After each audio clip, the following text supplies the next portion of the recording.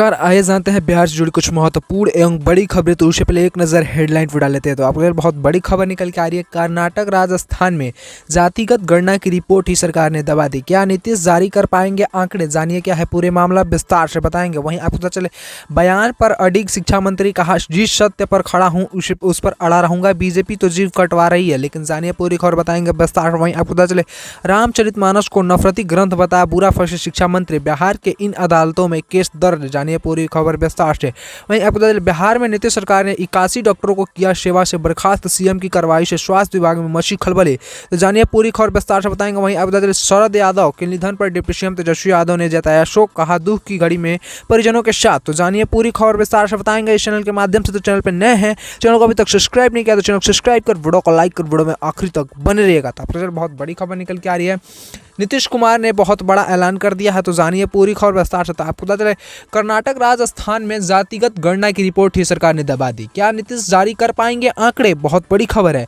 बिहार की नीतीश कुमार सरकार 500 करोड़ रुपए खर्च जाति आधारित गणना करवा रही है। इससे पहले कर्नाटक और राजस्थान में भी कांग्रेस की सरकार ने जातिगत गणना करवाई थी, मगर उसका कोई फायदा नहीं हुआ, क्योंकि सरकार ने उनकी रिपोर्टें सार्वजनिक नहीं की। ऐसे में सवाल उठ रहा है कि क्या नीतीश कुमार बिहार में जातिगत गणना के आंकड़े सार्वजनिक करा पाएंगे?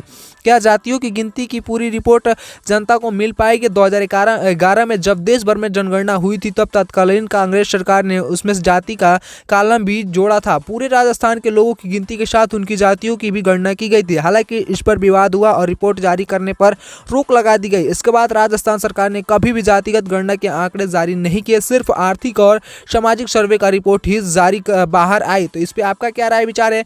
हमें अपना राय विचार कॉमेंट में जरूर बताएगा। तो बढ़ते अगली बड़ी खबर की ओर।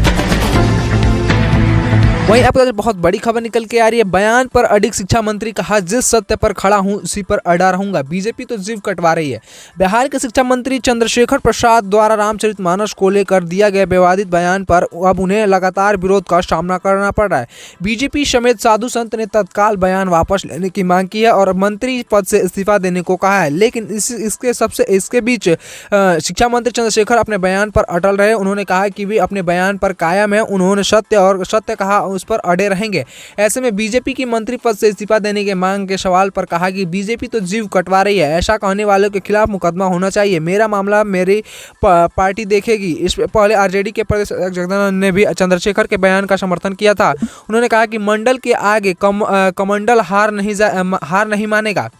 शिक्षा मंत्री चंद्रशेखर के कंधे पर हाथ रखते हुए कहा कि समाजवादी ने जो राह दिखाई है उसे चंद्रशेखर आगे बढ़ा रहे हैं और पूर्व आरजेडी चंद्रशेखर के साथ खड़ा है।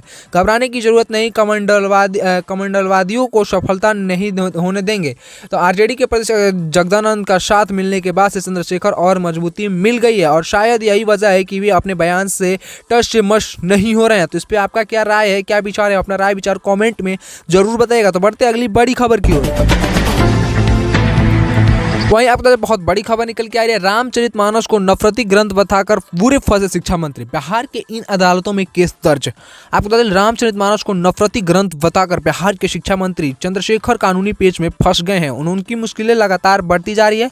बिहार की 2 अदालतों में उनके खिलाफ केस दर्ज कराया गया है। मुजफ्फरपुर के अलावा बेगूसराय में एक अधिवक्ता ने प्रोफेसर चंद्रशेखर के खिलाफ पारिवारिक दर्ज कराया। दोनों अदालतों से उनके खिलाफ कठोर कार्रवाई की गुहार लगाई गई है। विवादित बोलकर अब तक विपक्षी दल बीजेपी और सहयोगी जेडीयू के निराश पर चढ़े हैं। शिक्षा मंत्री प्रोफेसर चंद्रशेखर के खिलाफ मुजफ्फरपुर की एमपी एमएलए विशेष अदालत में आपराधिक मुकदमा दर्ज कराया गया। आईपीसी की धारा 504, 505, 506, 153, 295, 296 के तहत यह क्रिमिनल केस दर्ज किया गया है। तो इसका आगे का क्या कार्यक्रम होता है हम आपको पूरी खबर विस्तार से बताते रहेंगे। तो चैनल को सब्सक्राइब कर वीडियो में आखिरी तक बनेगा। तो बढ़ते अगली बड़ी खबर की ओर। वहीं अब बहुत बड़ी खबर निकल के आ रही है, बिहार में नीतीश सरकार ने 81 डॉक्टरों को किया सेवा से बर्खास्त। सीएम की कार्रवाई से स्वास्थ्य विभाग में मचा खलबली।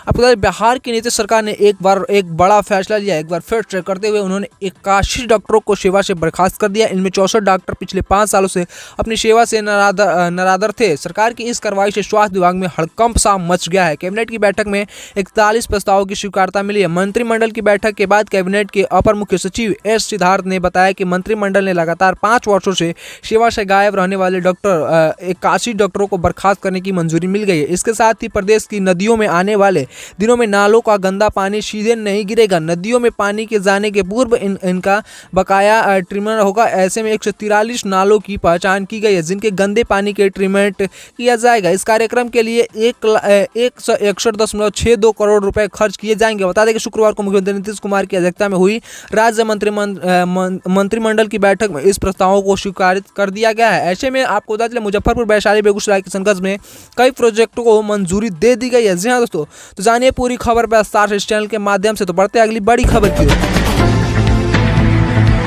वहीं आपको बता दें बहुत बड़ी खबर निकल के आ रही है। शरद यादव के निधन पर डिप्टी सीएम तेजस्वी यादव ने जताया शोक, कहा दुख की घड़ी में परिजनों के साथ।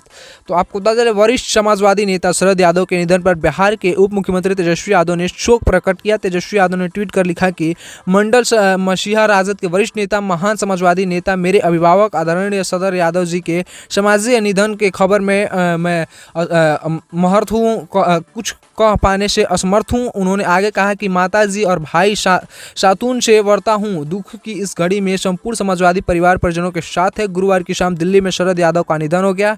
उनके निधन की जानकारी उनकी बेटी शुभांशी यादव ने दी। पूर्व केंद्रीय मंत्री यादव को गुरुवार गुरुग्राम के एक निजी अस्पताल में भर्ती कराया गया था। वे 75 साल की उम्र में उनकी निधन हो गई।